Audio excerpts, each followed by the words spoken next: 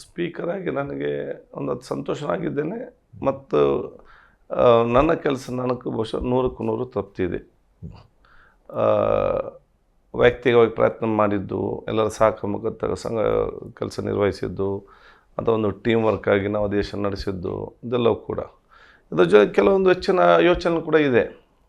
ಅದೆಲ್ಲದಕ್ಕೂ ಸರ್ಕಾರದ ಒಪ್ಪಿಗೆ ಕೂಡ ಇದೆಲ್ಲ ಬೇಕಾಗ್ತದೆ ಇದಕ್ಕೆ ಸಂಬಂಧಪಟ್ಟ ಹಾಗೆ.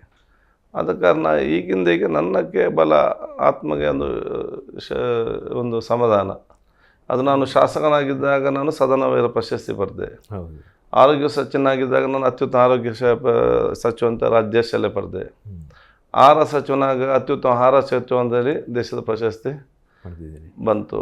ನಾನು ಅದು ನೋಡಿ ಪ್ರತಿಪಕ್ಷದ ಮುಖ್ಯಮಂತ್ರಿಗಳು ಪ್ರತಿಪಕ್ಷ ನಾಯಕರಾಗಿದ್ದಾಗ ನಾನು ಉಪನಾಯಕನಾಗಿ ಕೆಲಸ ಮಾಡಿದ್ದೆ. ಅದನ್ನು ನೋಡಿ ಈಗ ಸಭಾಧ್ಯಕ್ಷ ಸ್ಥಾನದಲ್ಲಿ ಕೊಟ್ಟಿದ್ದಾರೆ. ಈಗ ಸಭಾಧ್ಯಕ್ಷ ಕೂತ್ಕೊಂಡು ಚೆನ್ನಾಗಿ ಕೆಲಸ ಮಾಡೋದು ನನ್ನ ಜವಾಬ್ದಾರಿ.